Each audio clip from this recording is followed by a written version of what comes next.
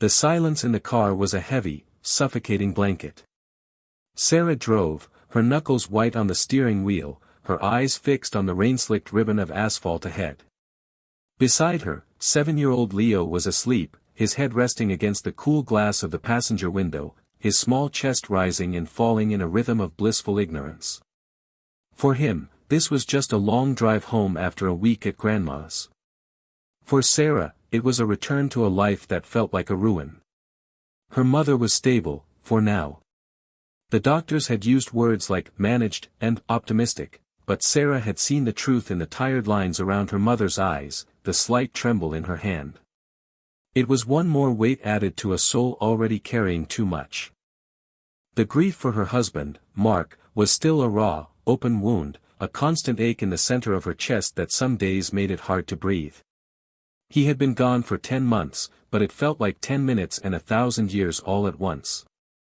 He had left her with two things, their son, a perfect, miniature version of himself, and a mountain of debt hidden behind a soldier's stoic pride. The medical bills from his final, futile battle had been a tidal wave of paper and impossible numbers, crashing over the sea wall of their meager savings and sweeping everything away.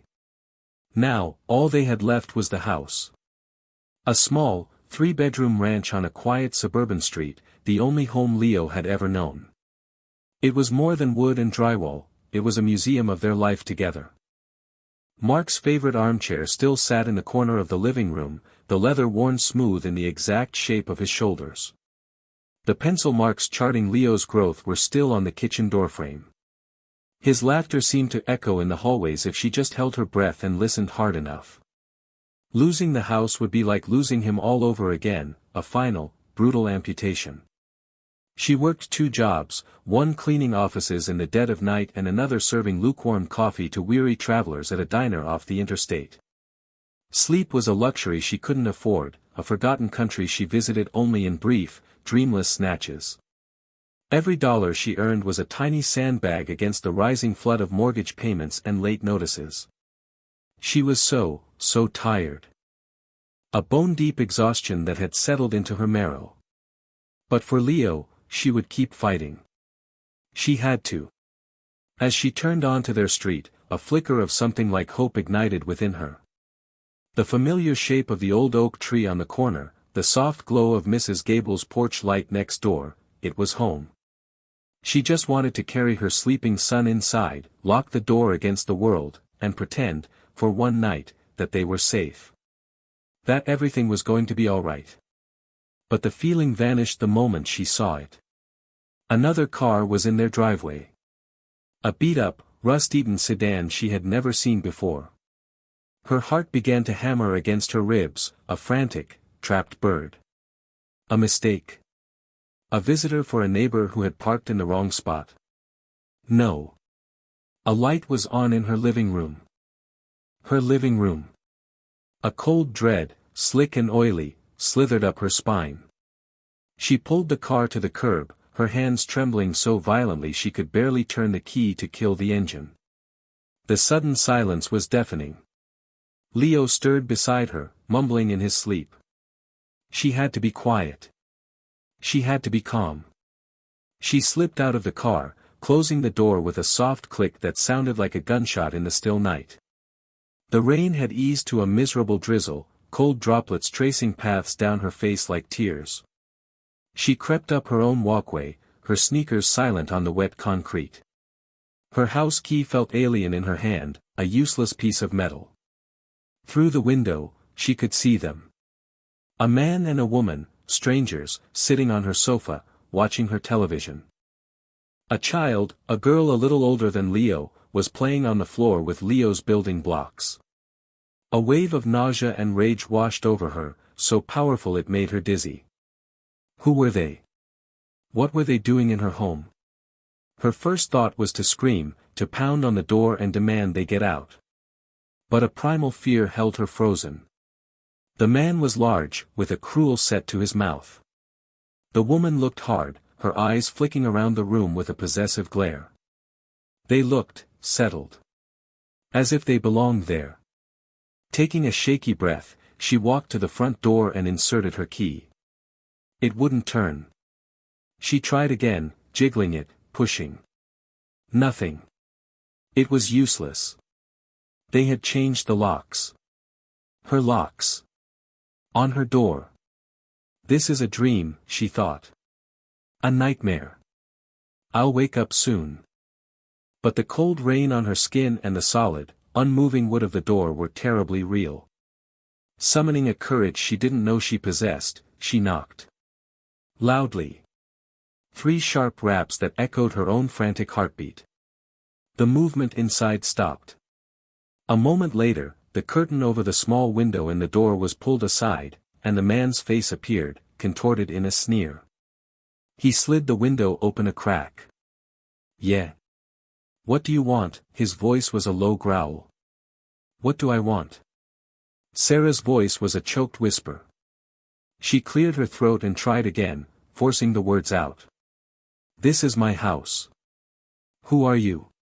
Get out of my house, the man actually laughed, a short, ugly bark. Your house. Lady, you're mistaken.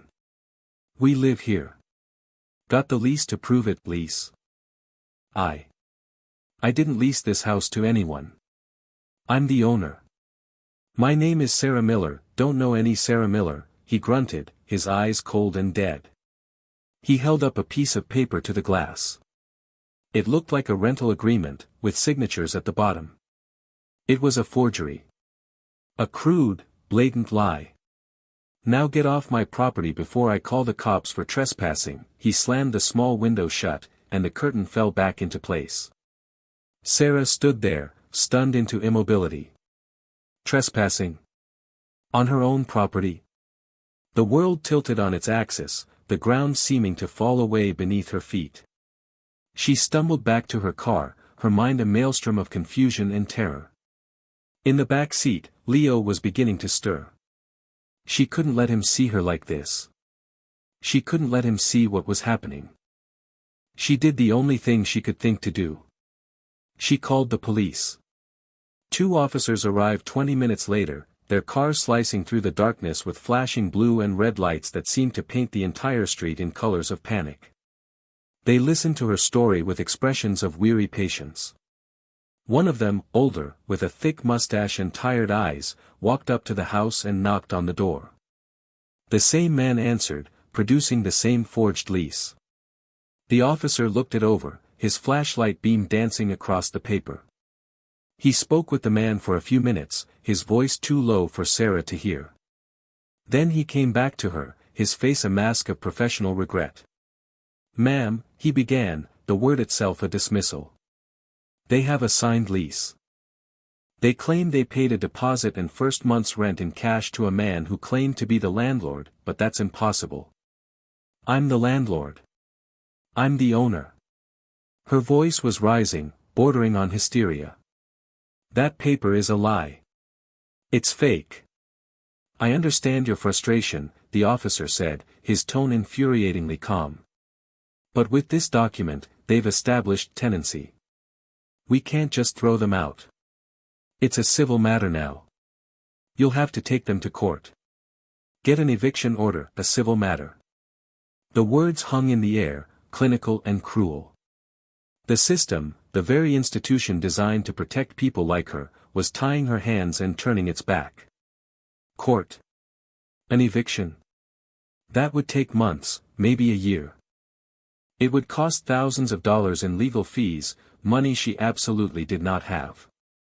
Where were she and Leo supposed to live in the meantime? So that's it? She asked, her voice cracking. They steal my home, and you can't do anything? They're in there right now, with all my belongings. My husband's things. My son's toys. And you can't do anything? The officer sighed, a sound of bureaucratic helplessness. My hands are tied, ma'am. I'm sorry. You need to call a lawyer. He handed her a card with a number for legal aid and then they were gone, their flashing lights disappearing around the corner, leaving her alone in the darkness. She was standing on a public street, a refugee looking at the occupied territory of her own life. Everything she owned, every memory, was locked behind that door, held hostage by smirking strangers. And the law had just told her it was on their side. She drove to the nearest motel, a grimy, forgotten place off the highway where the neon sign flickered like a dying heartbeat. The room smelled of stale smoke and despair. Leo, now fully awake, was confused and scared. "Mommy, why aren't we going home?" he asked, his small voice piercing her heart. She couldn't tell him the truth. How could she explain a cruelty so profound to a 7-year-old? So she lied. "The house is being fumigated, sweetie. 4 bugs. We have to stay here for a night or 2. It'll be an adventure." He seemed to accept it, but his eyes were wide with an anxiety that mirrored her own.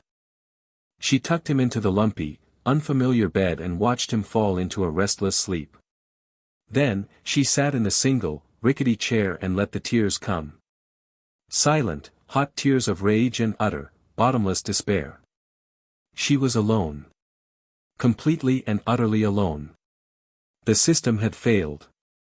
Her friends had their own lives, their own struggles. She couldn't burden them with this. She felt a familiar weight in her purse. Mark's wallet. She had carried it with her ever since he died, a tangible link to him. She pulled it out, the worn leather cool against her skin.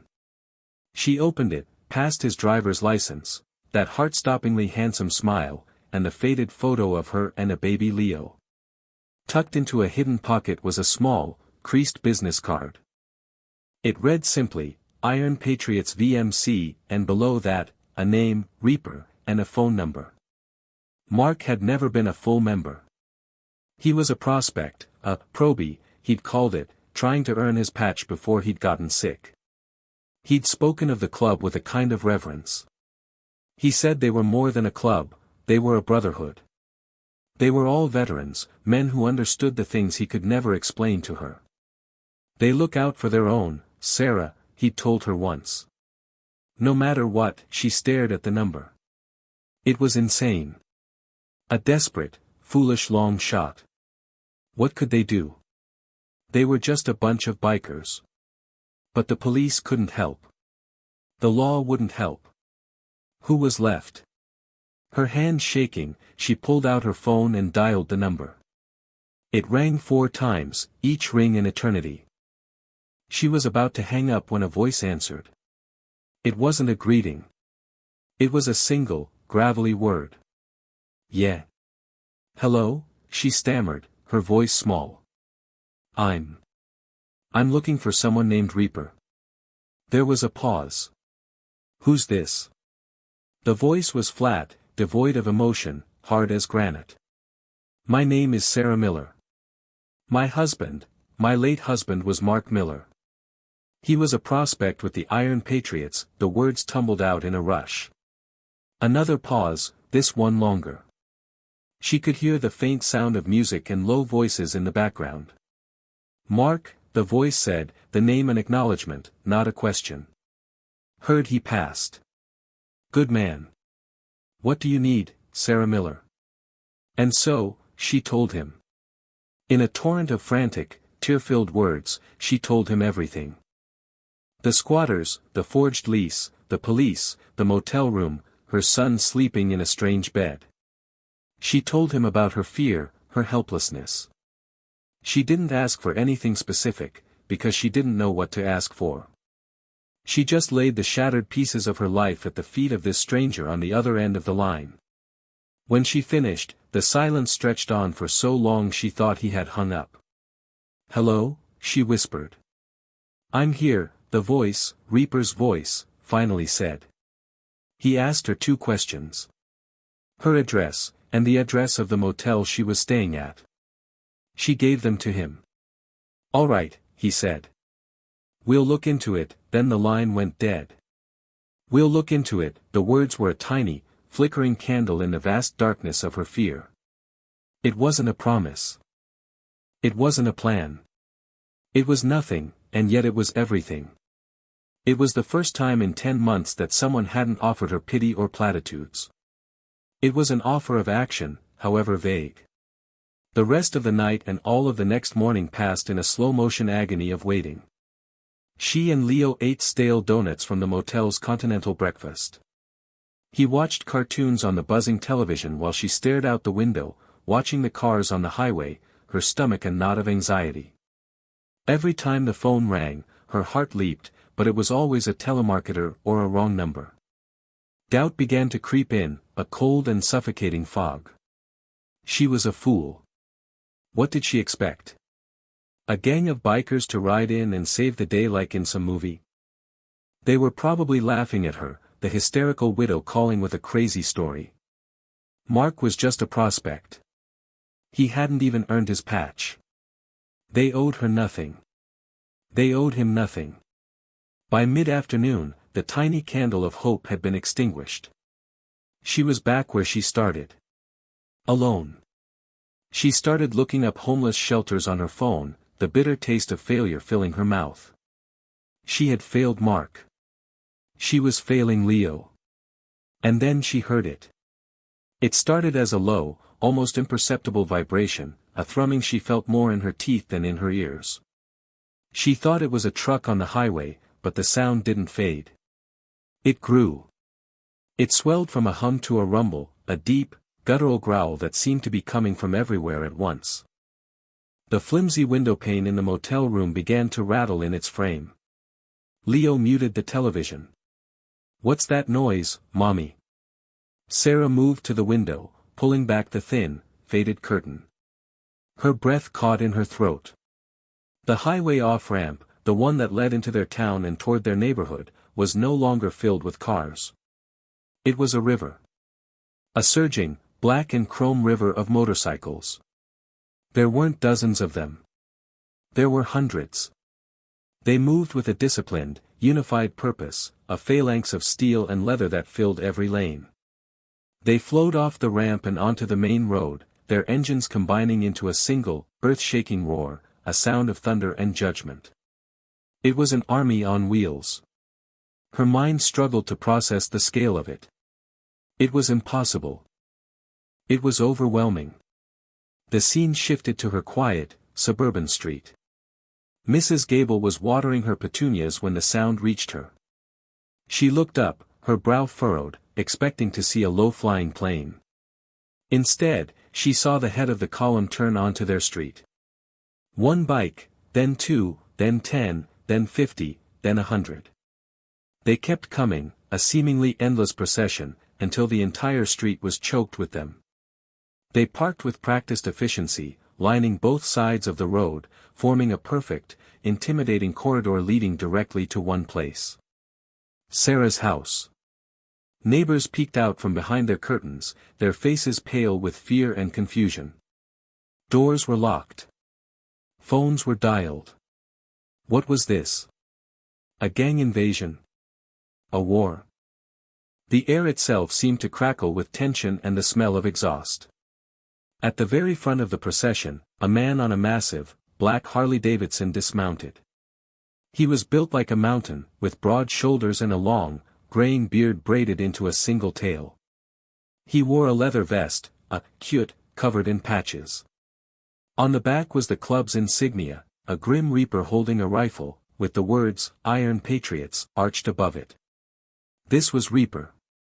He didn't even glance at the terrified neighbors. His eyes were fixed on the front door of Sarah's house. The door opened a crack, and the squatter, the man who had sneered at Sarah, peered out.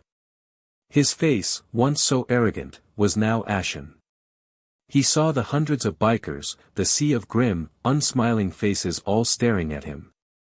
He saw Reaper walking slowly, deliberately, up the walkway. He tried to bluff. He swung the door open, the forged lease clutched in his hand like a useless talisman. "This is private property," he yelled, his voice thin and reedy. "I'll call the cops. You're all trespassing." Reaper stopped a few feet from him. He didn't raise his voice. He didn't have to. His words cut through the engine noise with chilling clarity. "This house belongs to the widow of a United States Marine. A brother of this club," he pointed a thick, leather-gloved finger at the man. "You are the one who is trespassing. I got a lease," the man shrieked, waving the paper. It's legal. You can't do this. Reaper didn't even look at the paper. He simply looked past the man, into the house. You have 5 minutes, he said, his voice flat and cold as a tombstone. You and your family will walk out of this house with whatever you can carry in your hands. Everything else stays. After 5 minutes, whatever is left inside belongs to her. And we will be coming inside, he paused, letting the weight of his words sink in. We will not be gentle, the man's face crumpled. The bravado, the arrogance, it all evaporated in the face of the unblinking reality in front of him. He looked at Reaper. He looked at the 500 bikers standing silently by their machines, their arms crossed, their eyes promising a world of pain. He looked at the cold, hard justice that had arrived on 2 wheels because the law had failed to show up at all. He scrambled back inside, shouting for his wife. What followed was a frantic, pathetic scramble. The man, the woman, and their child scurried out of the house clutching bags of clothes, a television, and a video game console. They threw it all into their rusted car, their movements clumsy with fear. The bikers didn't move. They didn't speak. They just watched. Their silent, collective judgment was more terrifying than any threat. The squatters peeled out of the driveway, their tires screeching, and fled down the street, disappearing around the corner. They were gone. Just like that. But the bikers didn't leave. A phone rang. It was one of the bikers, a man with a Sarge patch on his vest. He answered, listened, and then nodded to Reaper. She's at the motel. I've got a brother on his way to pick her up, Reaper nodded. Then he turned to the assembled men. All right, he boomed. You heard the man. Let's get to work. The monolithic crowd broke apart into smaller, efficient teams. One group, carrying toolboxes, went inside the house. Another group mounted their bikes and rode off, heading towards the local grocery store and a home improvement center. A few men, the largest among them, took up positions at the end of the street, a clear and unambiguous message to any returning squatters or curious police cars. 20 minutes later, a biker escorted Sarah and Leo back to their street. As they turned the corner, Sarah gasped. The army was still there, but now they were working. Some were hauling trash bags full of garbage out of her house.